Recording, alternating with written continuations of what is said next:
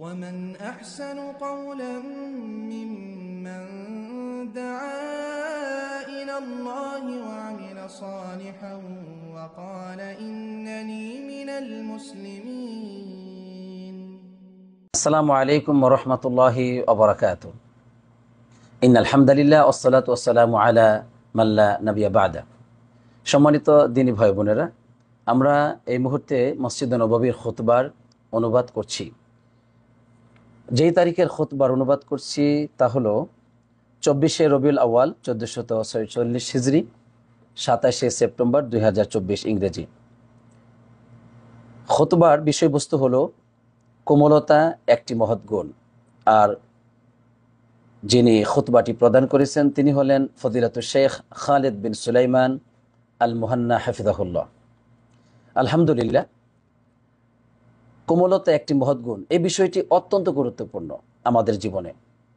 আমাদের জীবনের প্রতিটি ভাই বোনদের দৈনন্দিন জীবনে প্রতিটি মুহূর্তে এই কোমলতার গুরুত্ব হচ্ছে অপরিসীম। কেননা এই কোমলতা আমাদের জীবনে অনুপস্থিত থাকার কারণে আমরা যে কত ক্ষতিগ্রস্ততার মধ্যে লিপ্ত হয়েছি। কেউ বা স্ত্রী হারিয়েছেন, কেউ বা স্বামী হারিয়েছেন, কেউ বা পারিবারিকভাবে ব্যাপকভাবে ক্ষতিগ্রস্ত হয়েছেন। সন্তানরা বিভিন্নভাবে এই কোমলতার অভাবে তারা মা বাপ থেকে বিচ্ছিন্ন হয়ে পড়েছেন। এভাবে দেখা যায় একজন দায়িত্বশীল তিনি তার দায়িত্বকে সঠিকভাবে পালন করার ক্ষেত্রে তিনি অগ্রগামী হতে পারেন নাই, সফলকামী হতে পারেন নাই। কারণ তিনি তার অধীনস্থদের সাথে তার যে কোমলতা নামক একটি সুন্দর আচরণ, একটি ব্যবহার, এই বিষয়টি প্রয়োগ না করার কারণে তার জীবনেও ব্যাপক ক্ষতি নেমে এসেছে। মোট কথা হলো, কোমলতা একটি গুরুত্বপূর্ণ মহৎ গুণ ইসলামে। এই বিষয়ে জ্ঞানার্জন করা আমাদের অত্যন্ত কল্যাণের জন্য অপরিহার্য একটি বিষয়।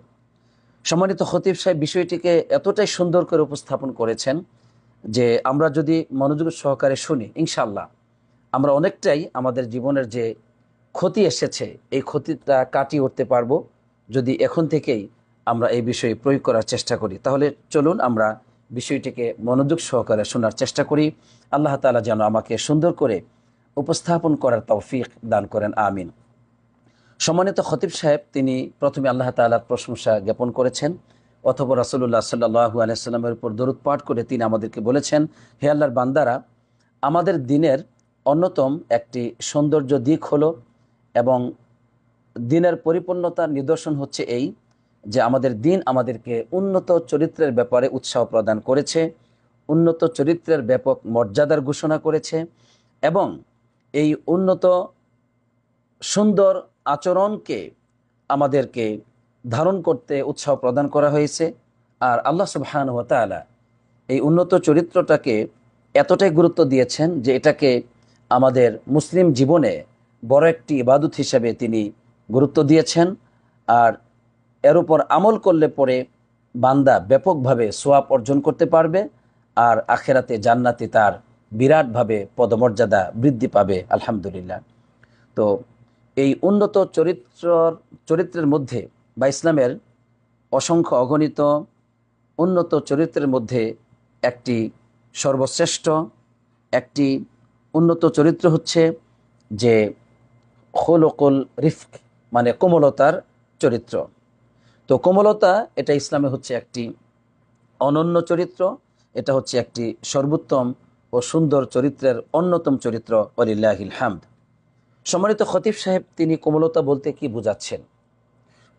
কোমলতা বলতে তিনি বোঝাচ্ছেন যে আল্লাযী হুয়া লিনুল জানিব বিল কওলি ওয়াল ফি'লি ওয়াল লুতফি ফি আখযিল আমরি বিআহসানিল উজুহ। তিনি বলছেন যে কোমলতা হচ্ছে এমন একটি গুণ যে কোমলতা বা নম্রতা প্রকাশ করা কথা এবং কাজে, বা যে কোনো কাজে সর্বোত্তম ও সুন্দর পন্থায় বিনয়ীভাবে সেই কাজটাকে গ্রহণ করা, এটাই হচ্ছে কোমলতা। আলহামদুলিল্লাহ, এই কোমলতা এটা এমন একটি গুণ যে আল্লাহ সুবহানাহু ওয়া তাআলা তিনি এই গুণে গুণান্বিত বলে রাসূলুল্লাহ সাল্লাল্লাহু আলাইহি সাল্লাম আমাদেরকে জানিয়েছেন। তিনি বলেছেন, ইন্নাল্লাহা রফিকুন আল্লাহ রাব্বুল আলামিন নিজেই তো হলেন রফিক, মানে কোমল। সুবহানাল্লাহ। তিনি তো এই গুণে গুণান্বিত। অপরদিকে ইউহিব্বুর রিফকা, কোমলতা, এই গুণটি আল্লাহ তাআলা পছন্দ করেন।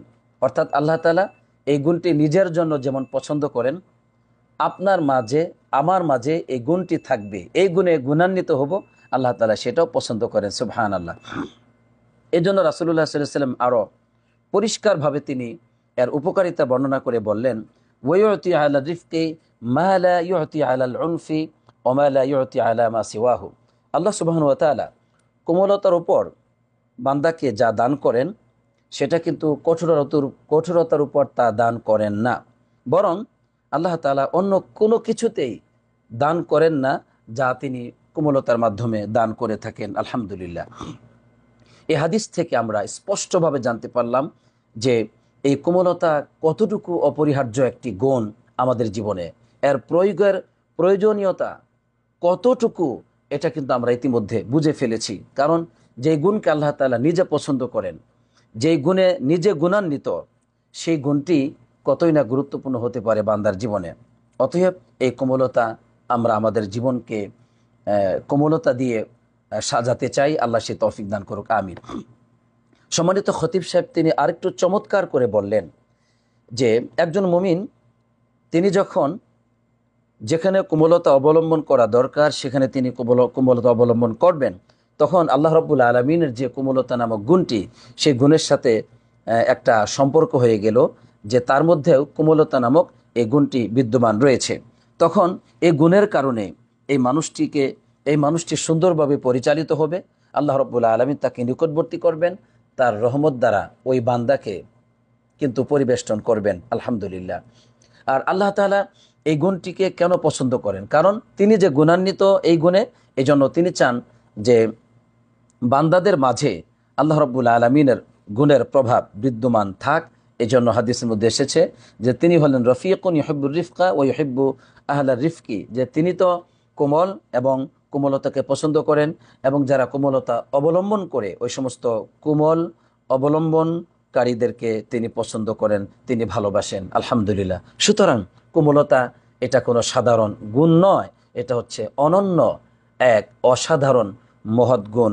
আলহামদুলিল্লাহ। হে আল্লাহ, তুমি আমাদেরকে এই গুণে গুণান্বিত করো, যে গুণকে তুমি অনেক পছন্দ করো, অনেক ভালোবাসো। আমরা আমাদের প্রিয় নবী মুহাম্মদ সাল্লাল্লাহু আলাইহি সাল্লাম সম্পর্কে আমরা জেনেছি যে তিনি এমন একজন উন্নত চরিত্রের মানুষ ছিলেন যে তার জীবনের প্রতিটি ক্ষেত্রেই এই কোমলতার প্রভাব তিনি বিস্তার করেছেন।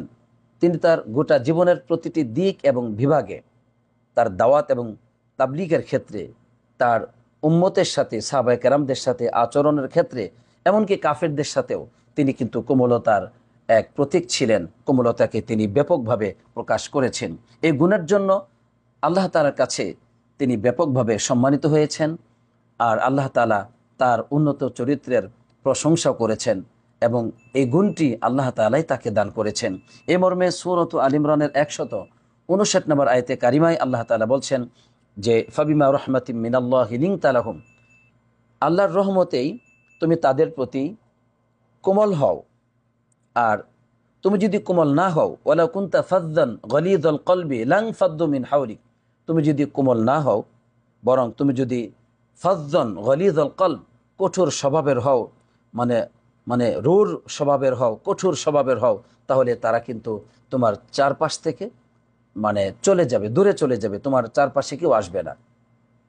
এবং এই বিষয়টি কিন্তু বাস্তব, যে আজকে আমার আপনার জীবনের দিকে যদি আমরা তাকাই, তাহলে আমি বলতে পারবো যে আমরা অনেকে পরিবার থেকে বিচ্ছিন্ন হয়েছি, আমরা আমাদের আপনজন থেকে আজকে বিচ্ছিন্নতার রোগাক্রান্ত। কারণটা কি? কারণটা হচ্ছে কোমলতা আমাদের জীবনে অনুপস্থিত, কোমলতার কোনো প্রয়োগ আমাদের জীবনে নেই। এজন্য দেখা যায় কাছের মানুষগুলো দিন দিন আমার কাছ থেকে, আপনার কাছ থেকে দূরে চলে যাচ্ছে। কেন? কোমলতার অভাব। অতএব কোমলতা সত্যি এক অনন্য গুণ। আমাদের নবী করিম সাল্লাল্লাহু আলাইহি সাল্লাম যে কোমল ছিলেন, এর মানে এই নয় যে তার মধ্যে কোনো দৃঢ়তা ছিল না, তার মধ্যে সিদ্ধান্ত গ্রহণ করার ক্ষেত্রে কোনো শক্তি ছিল না, এমনটি নয়। বরং তিনি তার সিদ্ধান্তে অটল ছিলেন, এবং তিনি অবশ্যই তিনি সকল ক্ষেত্রে কোমল থাকলেও কখনো তিনি নিজে দুর্বল ছিলেন না। এজন্য অনেকে মনে করতে পারেন যে কোমলতা একটি দুর্বলতম গুণ মানব জাতির জন্য। না, কোমলতা হচ্ছে আপনার জীবনকে সৌন্দর্যমণ্ডিত করবে, কোমলতা আপনার জীবনকে সাজাবে, কোমলতা আপনাকে মানুষের কাছে গ্রহণযোগ্যতা হতে সাহায্য করবে, কোমলতা আপনার জীবনকে সফলতার ঊর্ধ্বে পৌঁছে দিবে। সুতরাং এটা দুর্বলতা নয়, এই কোমলতা হচ্ছে মহৎ গুণ, কারণ এই গুণটি আমাদের নবী সাল্লাল্লাহু আলাইহি সাল্লামের। অতএব কেউ এমনটি ভাবতে পারবেন না যে কোমলতার মাধ্যমে এটা অবলম্বন করলে পরে আমার জীবনে ক্ষতি আসতে পারে না। এজন্য সম্মানিত খতিব সাহেব বলছেন মিন গায়রি দুআফিন, রাসূলুল্লাহ সাল্লাল্লাহু আলাইহি ওয়াসাল্লাম কোমলতা অবলম্বন করতেন, কিন্তু তার মানে এই নয় যে তিনি দুর্বল ছিলেন, এমনটি নয়। আলহামদুলিল্লাহ, এই কোমলতা রাসূলুল্লাহ সাল্লাল্লাহু আলাইহি ওয়াসাল্লাম তার জীবনে এতটাই বাস্তবায়ন করেছিলেন যে যারা আলেম ওলামা তারাও, জ্ঞানী মানুষগুলো এর মাধ্যমে তারা ফলাফল ভোগ করেছে, এবং যারা হচ্ছে অজ্ঞ সমাজের তারাও কিন্তু এর ফল ভোগ করেছেন। যারা রাসূলুল্লাহ সাল্লাল্লাহু আলাইহি ওয়াসাল্লামের বিরোধী ছিলেন এবং যারা তার সমর্থক ছিলেন, তার শত্রু এবং মিত্র সবাই কিন্তু এই কোমলতার প্রভাবে প্রভাবিত হয়েছিলেন। ওয়ালিল্লাহিল হামদ। ছোট বড়, এমনকি ছোট বাচ্চারা পর্যন্ত, দুধ পানকারী শিশু পর্যন্ত, তারা সবাই রাসূলুল্লাহ সাল্লাল্লাহু আলাইহি ওয়াসাল্লামের এই কোমলতার গুণের প্রভাবে তারা প্রভাবিত হয়েছিলেন এবং তারা এর মাধ্যমে ব্যাপকভাবে কল্যাণ পেয়েছিলেন। ওয়ালিল্লাহিল হামদ। তাই তো রাসূলুল্লাহ সাল্লাল্লাহু আলাইহি ওয়াসাল্লাম আল্লাহ তাআলার রাসূলুল্লাহ সাল্লাল্লাহু আলাইহি ওয়াসাল্লাম এই গুণে গুণান্বিত বলে আল্লাহ তাআলা তার প্রশংসা করে বলছেন ওয়া ইন্নাকা লাআলা খুলুকিন আযীম, নিঃসন্দেহে আপনি অনুপম চরিত্রের অধিকারী, আপনি উন্নত এক আজিম চরিত্রের অধিকারী। সুবহানাল্লাহ। আমরা আমাদের নবী সাল্লাল্লাহু আলাইহি ওয়াসাল্লামের জীবন থেকে বেশ কয়েকটি উপমা নিতে চাই যে তিনি কিভাবে কোমলতা অবলম্বন করেছিলেন, এই গুণটির উপর তিনি কিভাবে আমল করেছিলেন। আমরা ইনশাল্লাহ তিনটি দৃষ্টান্ত পেশ করতে চাই, যাতে করে আমাদের জীবনে আর কোনো এই ব্যাপারে দোআশা না থাকে যে কোমলতা কি ব্যর্থতার কোনো গুণ।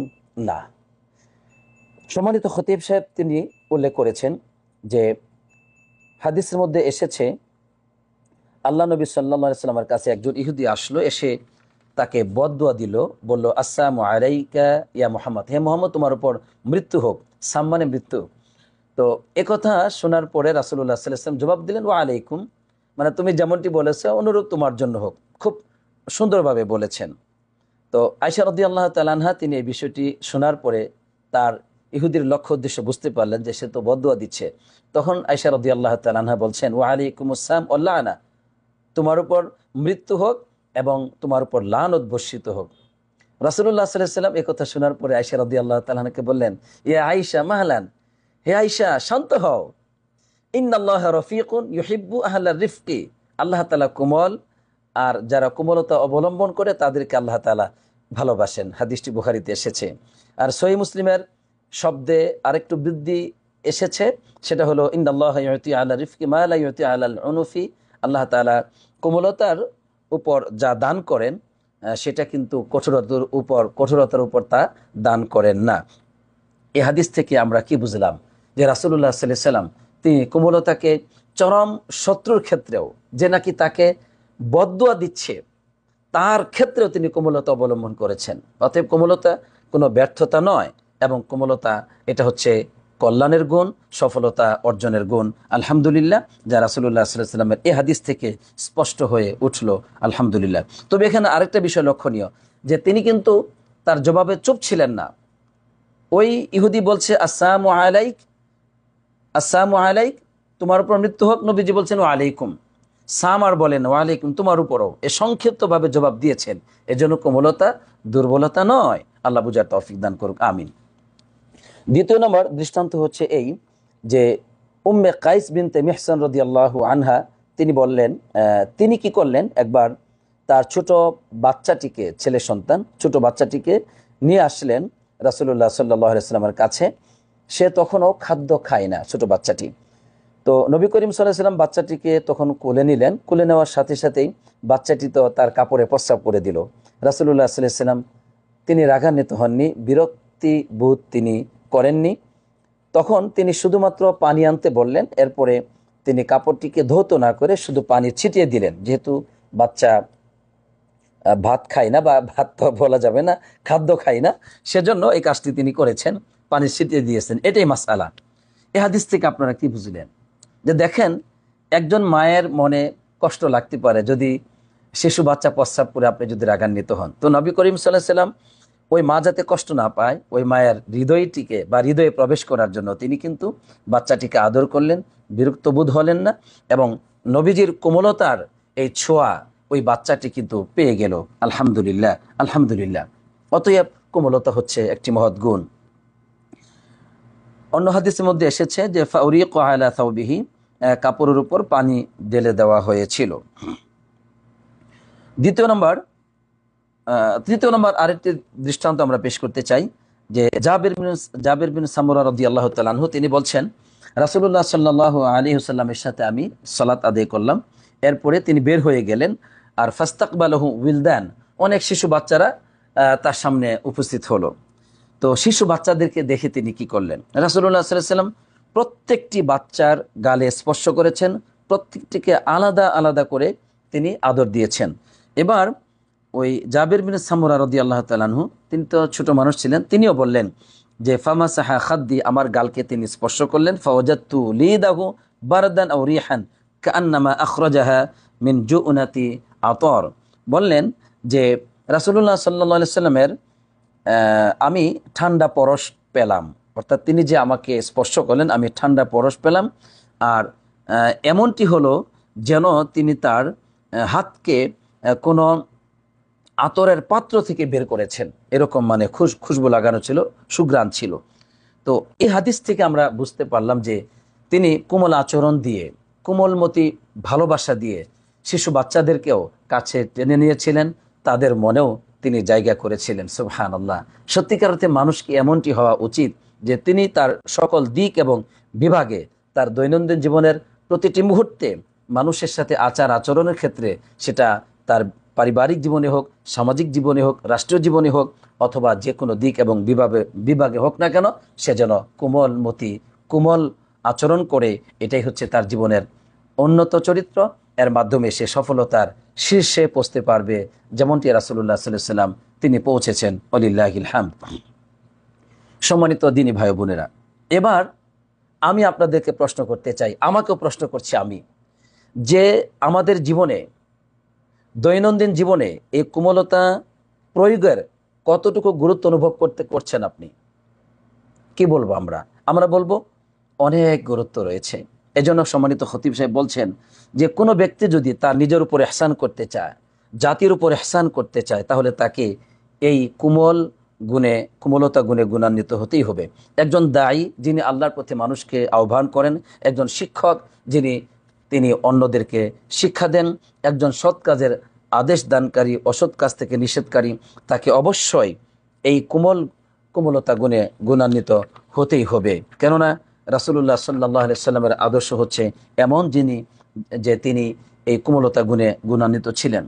আরেকটা দৃষ্টান্ত আপনাদেরকে দিতেই হবে, যে দৃষ্টান্তটি আমাকে আরও মুগ্ধ করেছে, যে রাসূলুল্লাহ সাল্লাল্লাহু আলাইহি ওয়াসাল্লামের জীবনে এই কোমলতার গুরুত্ব কত ব্যাপক ছিল।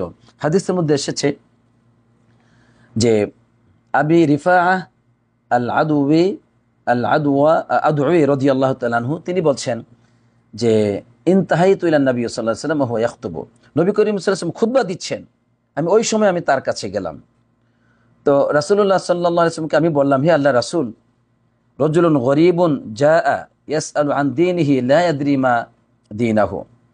তো আমি নবী করিম সাল্লাল্লাহু আলাইহি ওয়াসাল্লামকে বললাম যে একজন অপরিচিত ব্যক্তি এসেছে, মানে সে নিজেই আর কি, যে তার দিন সম্পর্কে প্রশ্ন করতে চায়, সে তার দিন সম্পর্কে জানে না। খুতবা দিচ্ছেন, ওই সময় গিয়ে নবীজির কাছে চলে গেছেন। তো ওই সময় কি করা উচিত? আপনারা দেখেন যে অনেক বক্তারা ওই আলোচনার সময় গিয়ে কথা বললে অনেক কিছু রাগান্বিত হয়, আপনারা দেখেছেন ভিডিওতে। তো রাসূলুল্লাহ সাল্লাল্লাহু আলাইহি ওয়াসাল্লাম যেটা করেছেন, যে ফাকবালা আলাইয়া রাসূলুল্লাহ সাল্লাল্লাহু আলাইহি ওয়াসাল্লাম, তখন নবীজি আমার কাছে চলে আসলেন, আমার দিকে। ওয়াতারাকা খুতবাতাহু, তিনি তার খুতবা বন্ধ করে দিলেন, এমনকি আমার কাছে চলে আসলেন। এরপরে আমার কাছে তিনি একটা কুরসিতে, একটা চেয়ারে তিনি বসলেন, চেয়ার নিয়ে আসা হলো, তিনি সেখানে বসলেন। তো তার চেয়ারের পায়াগুলো ছিল লোহার। এখন নবী করিম সাল্লাল্লাহু আলাইহি ওয়াসাল্লাম তিনি সেখানে বসে আমাকে ওয়াজআলা ইউআল্লিমুনি মিম্মা আল্লামাহুল্লাহ, আল্লাহ তাকে যা শিক্ষা দিয়েছেন সেটা তিনি আমাকে শিক্ষা দিলেন। সুবহানাল্লাহ। খুতবা দিচ্ছেন, সেখানেও তিনি ধমক দেন নাই এই সাহাবাকে, কোনো বিরক্তি বোধ করেননি, বরং পরিপূর্ণ শিষ্টাচারিতার সাথে, পরিপূর্ণ কোমলতার সহিত তিনি ওই বিষয়টিকে স্বাভাবিকভাবে গ্রহণ করে তার কাছে গিয়ে তাকে শিক্ষা দিলেন। সুম্মা আতা খুতবাতাহু, শিক্ষা দেওয়ার পর তিনি খুতবা দেওয়ার জন্য সেখানে চলে আসলেন আর খুতবা পরিপূর্ণ করলেন। হাদিসটি সহিহ মুসলিমে আসছে। সুবহানাল্লাহ। এই যে অবস্থা, এই অবস্থার মানে কি জবাব হতে পারে? আপনি এই হাদিস থেকে আমি কি বুঝলাম? যে রাসূলুল্লাহ সাল্লাল্লাহু আলাইহি সাল্লাম সত্যি কোমলতার প্রতীক ছিলেন। সুবহানাল্লাহ। এই ছিল আমাদের নবী সাল্লাল্লাহু আলাইহি সাল্লাম, তারই তো উম্মত আমরা একটু যদি চিন্তা করি যে আমাদের কাছের মানুষগুলোর সাথে আমরা কতটাই কঠোর ব্যবহার করি, আমাদের স্ত্রীদের সাথে, আমাদের সন্তানদের সাথে, আমাদের পিতামাতার সাথে, আমাদের বন্ধু বান্ধবদের সাথে, আমাদের কর্মচারীদের সাথে, প্রতিবেশীর সাথে, আমাদের ছাত্রদের সাথে, আমি বলবো আমাদের কাছে যারা শিক্ষা অর্জন করতে আসে তাদের সাথে কি আচরণ করি। নাউযুবিল্লাহ। হে আল্লাহ, আমাদের সবাইকে তুমি মাফ করে দাও। এই খুতবাটি আসলে অনুবাদ করতে গিয়ে আমি যেটা অনুভব করছি যে আমাদেরকে আল্লাহর কাছে ক্ষমা চাওয়া ব্যতীত আর কোনো রাস্তা নেই, এবং তওবা করে নতুন করে জীবন গঠন করা ব্যতীত মুক্তির কোনো পথ আমরা আসলে দেখতে পাচ্ছি না। আল্লাহ যেন আমাদেরকে সাহায্য করেন, আমিন। সম্মানিত দিনী ভাই বোনেরা, আমরা খুব কাছাকাছি চলে এসেছি প্রথম খুতবাটি শেষ করার। সম্মানিত খতিব সাহেব বলছেন যে কোমলতা অর্জন, এই গুণটি এতটাই গুরুত্বপূর্ণ গুণ যে একটি মানুষের তার দুনিয়ার জীবনে এবং তার দিনী জীবনে, দুনিয়ার জীবন এবং দিনী জীবনের মধ্যে বিরাট কল্যাণ আসবে এই কোমলতার বাস্তবায়নের মাধ্যমে। বরং বলা যেতে পারে কোমলতা পুরোটাই হচ্ছে কল্যাণকর তার জীবনের জন্য। আলহামদুলিল্লাহ। কেননা রাসূলুল্লাহ সাল্লাল্লাহু আলাইহি ওয়াসাল্লাম বলেছেন, মান ইউহরিমা আর রিফকা ইউহরিমি আল খায়রা কুল্লাহু, মান ইউহরিমির রিফকা ইউহরিমিল খায়রা কুল্লাহু। যে ব্যক্তি রিফ থেকে, কোমলতা থেকে বঞ্চিত হয়েছে, সে মূলত সকল কল্যাণ থেকে বঞ্চিত হয়েছে। নাউজুবিল্লাহ। তাহলে কোমলতা থেকে বঞ্চিত ব্যক্তি সকল কল্যাণ থেকে বঞ্চিত ব্যক্তি। এজন্য এই হাদিস থেকে আমরা কি বুঝলাম? যে কোমলতা জীবনের সকল ক্ষেত্রে আমাদেরকে অর্জন করতে হবে, তার বাস্তবায়ন করতে হবে, তার বাস্তব প্রয়োগ করতে হবে। সম্মানিত খতিব সাহেব অত্যন্ত গুরুত্বপূর্ণ দুটো জায়গা বলেছেন যে সেখানে আমাদেরকে কোমলতা অবলম্বন করতে হবে। একটি হচ্ছে আল্লাহর ইবাদতের ক্ষেত্রে কোমলতা অবলম্বন করা, অপরটি হচ্ছে যে মানুষের সাথে আচার আচরণ এবং মেলামেশার ক্ষেত্রে কোমলতা অবলম্বন করা। আল্লাহর ইবাদতের ক্ষেত্রে কোমলতা এর অর্থ কি? এর অর্থ হচ্ছে যে কোনো মানুষ যদি আল্লাহর ইবাদতের ক্ষেত্রে তাড়াহুড়া করে, মানে খুব অস্থির হয়ে যায়, খুব দ্রুত গতিতে ইবাদত শেষ করবে, কখন ইবাদত থেকে সে মুক্তি পাবে, শুধু মাত্র এই চিন্তা যদি কারোর মধ্যে থাকে, এর মানে সে ইবাদতের মধ্যে কোমলতা অবলম্বন করলো না। এজন্য কোনো ব্যক্তি ইবাদতের ক্ষেত্রে কোমলতা থেকে বঞ্চিত হলো, এর মানে সে খুব তাড়াহুড়া প্রবণ হয়ে ইবাদত করলো, সে বিভিন্ন চিন্তা চেতনা ইবাদতের মধ্যে নিয়ে এসে ইবাদত করলো এবং খুব খুব দ্রুত গতিতে ইবাদত থেকে মুক্তি হওয়ার জন্য, ফারেগ হওয়ার জন্য সে খুব আগ্রহী, এমন মানুষ কিন্তু ইবাদতের ক্ষেত্রে কোমলতা অবলম্বন করলো না। আর এই কারণে ইবাদতের মধ্যে যে মজা, তার মধ্যে যে বরকত, তার মধ্যে যে খুশু খুদু প্রশান্তি এবং পরিপূর্ণ সোয়াব, এগুলো থেকে সে কিন্তু বঞ্চিত হবে। নাউজুবিল্লাহ। এটা হলো ইবাদতের ক্ষেত্রে যে ব্যক্তি কোমলতা নামক গুণ থেকে বঞ্চিত, তার অবস্থা হলো এই। দুই, আমাদেরকে কোমলতা অবলম্বন করতে হবে মানুষের সাথে ব্যবহার করার ক্ষেত্রে। যদি কোমলতা অবলম্বন না করা হয় তাহলে একজন মানুষ সে তার বন্ধুদের সাথে, আপনজনদের সাথে খারাপ ব্যবহার করবে, কারণ সে গুছিয়ে কথা বলতে পারবে না, গুছিয়ে আচরণ করতে পারবে না। তখন দেখা যাবে যে তাদের ভালোবাসা থেকে সে নিজেকে বঞ্চিত করবে এবং তাদের শত্রুতা অর্জিত হবে। এমনকি অনেক ক্ষেত্রে সে তাদের উপর জুলুমের মতো অন্যায় লিপ্ত হবে। পরিশেষে বলবো যে সমস্ত কল্যাণ থেকেই সে বঞ্চিত হবে। তাই যে ব্যক্তি এই কোমলতা নামক গুণ থেকে বঞ্চিত, সে মূলত যাবতীয় কল্যাণ থেকে বঞ্চিত। আল্লাহর ইবাদতের ক্ষেত্রে কল্যাণ অর্জন করার ক্ষেত্রেও সে বঞ্চিত।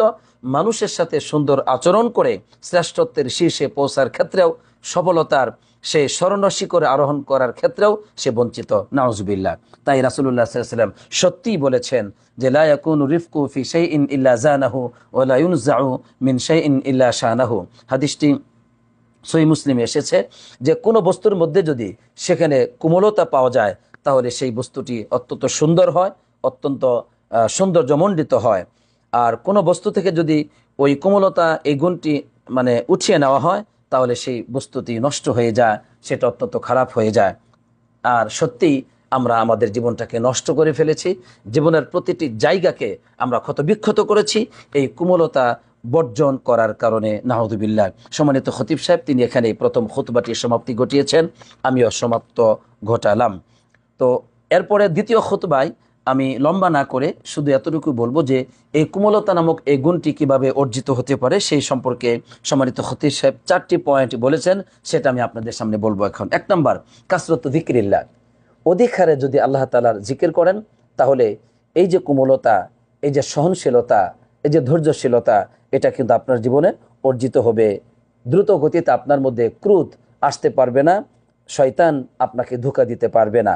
অতএব বেশি বেশি জিকিরের মাধ্যমে এই কোমলতা নামক গুণটি অর্জন করা যেতে পারে। 2, মানুষকে জানতে হবে যে এই কোমলতা অবলম্বন এটা হচ্ছে তার যে আকল, তার যে জ্ঞান, তার যে মস্তিষ্ক, এটাকে সংরক্ষণ করে।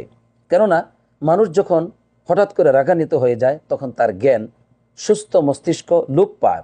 এজন্য এই জ্ঞান অর্জন করতে হবে, আপনাকে জানতে হবে যে কোমলতা এটা অবলম্বন না করলে কিন্তু আমার জ্ঞান সংরক্ষিত থাকবে না। আর জ্ঞান সংরক্ষিত না হলে আমি যে কোনো সময় আমি মাতালের মতো বিভিন্ন অপকর্মে, অনৈতিক কার্যক্রমে লিপ্ত হতে পারি। এটা হলো 2 নম্বর পয়েন্ট, যে জ্ঞান অর্জন করতে হবে। কোমলতার প্রয়োজনীয়তা কতটুকু, কোমলতা আপনার জ্ঞানকে সংরক্ষণ রাখবে।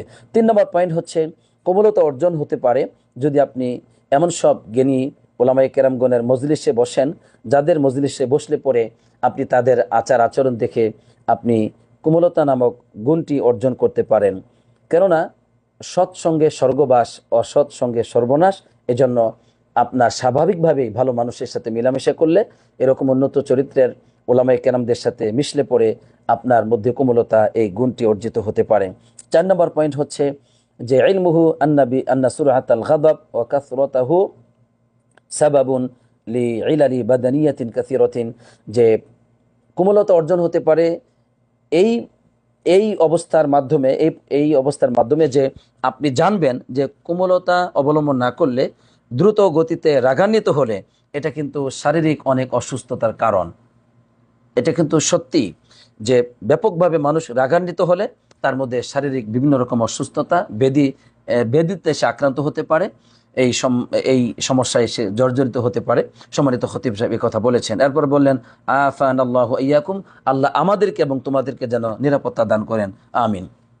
তাহলে আমরা এই যে 4টি পয়েন্ট আমরা জানলাম, এর মাধ্যমে এই কোমলতা নামক গুণটি অর্জন করতে পারি। পরিশেষে বলবো যে আমাদেরকে আল্লাহর কাছে প্রচুর পরিমাণে দোয়া করতে হবে, তাহলেই আমরা এই গুণটি অর্জন করতে পারবো। কারণ আল্লাহ তৌফিক ছাড়া আমাদের জীবনে সত্যি কোনো কল্যাণ নেই, কোনো অকল্যাণ থেকে আমরা বাঁচতেও পারবো না। তাই তো রাসূলুল্লাহ সাল্লাল্লাহু আলাইহি ওয়াসাল্লাম তিনি আল্লাহর কাছে উন্নত চরিত্র চেয়েছেন এবং খারাপ চরিত্র থেকে তিনি আল্লাহর কাছে আশ্রয় প্রার্থনা করতেন। এইভাবে আল্লাহুম্মা হদিনি লি আহসানিল আখলাক, আমার সাথে পড়তে পারেন চাইলে, আল্লাহুম্মা হদিনি লি আহসানিল আখলাক লা ইয়াহদি লি আহসানিহা ইল্লা আনতা ওয়াসরিফ আন্নি সাইয়্যাহা লা ইয়াসরিফ আন্নি সাইয়্যাহা ইল্লা আনতা। হে আল্লাহ, আপনি আমাকে উন্নত চরিত্র দান করুন এবং আপনি ব্যতীত আমাকে উন্নত চরিত্র আর কেউ দিতে পারবে না। সুবহানাল্লাহ। দেখেন, হে আল্লাহ, আপনি আমাকে উন্নত চরিত্র দান করুন, আপনি ছাড়া কেউ আমাকে উন্নত চরিত্র দিতে পারবে না। এরপরে বললেন, আমার কাছ থেকে আপনি খারাপ চরিত্রকে দূর করে দিন, আপনি ছাড়া কেউ আমার থেকে খারাপ চরিত্রকে দূর করতে পারবে না। সুবহানাল্লাহ। এই যে আল্লাহর একাত্মবাদকে সামনে রেখে আল্লাহর কাছে এইভাবে তিনি দোয়া করেছেন। সুতরাং আমরা যদি দোয়া করি, আশা করি ইনশাআল্লাহ আল্লাহ আমাদেরকে এই গুণটি দান করবেন। আল্লাহ যেন আমাদেরকে তৌফিক দান করেন, আমিন। আমরা খুতবার শেষাংশে পৌঁছেছি। তাহলে আজকে এই যে কোমলতা একটি মহৎ গুণ, মসজিদ নববীর মেম্বারে দাঁড়িয়ে সম্মানিত খতিব সাহেব যে খুতবাটি দিয়েছেন, এই খুতবার গুরুত্ব কতটুকু সেই বিচারটি প্রতিটি দর্শক শ্রোতা যারা আছেন তারা করবেন এবং আপনারা হিসাব মিলাবেন যে কোমলতা আমাদের জীবনে অনুপস্থিত থাকার কারণে জীবনে কতটা আমরা পিছিয়ে আছি। এই বিষয়টি হিসাবটা আমি করব আমার ক্ষেত্রে, আপনারা আপনাদের ক্ষেত্রে করবেন। পরিশেষে বলবো, এই কোমলতা গুণটি যদি অর্জন করতে পারি, আল্লাহর কাছে প্রিয় হতে পারবো এবং রাসূলুল্লাহ সাল্লাল্লাহু আলাইহি ওয়াসাল্লামের চরিত্রের একটি গুণে গুণান্বিত আমি হয়ে গেলাম। আর এর মাধ্যমে মানুষকে ভালোবাসা দিতে পারবো, দূরের মানুষগুলো কাছে চলে আসবে, দুনিয়ার জীবনটিও সুন্দর, মানুষের কাছেও আমি প্রিয় হয়ে গেলাম। তার চাইতে বড় ব্যাপার হচ্ছে আল্লাহর কাছে প্রিয় হয়ে গেলাম। কারণ ইন্নাল্লাহ রফিকুন ইউহিব্বুর রিফকা, এবং ওই হিব্বু আহলা রিফকি, আল্লাহ তাআলা তিনি কোমলতাকে পছন্দ করেন, কোমলতা অবলম্বনকারী বান্দাদেরকে তিনি ভালোবাসেন। তাহলে আসুন না আমরা আল্লাহর ভালোবাসার দিকে ফিরে যাই কোমলতা অবলম্বন করে, আর কঠোরতা নয়, কোমলতাই হবে আমাদের জীবনের একমাত্র অবলম্বন। মানুষের সাথে দৈনন্দিন জীবনে জীবনযাপন করার, চলাফেরা করার, মেলামেশা করার একমাত্র আমাদের হাতিয়ার হবে কোমলতা। আল্লাহ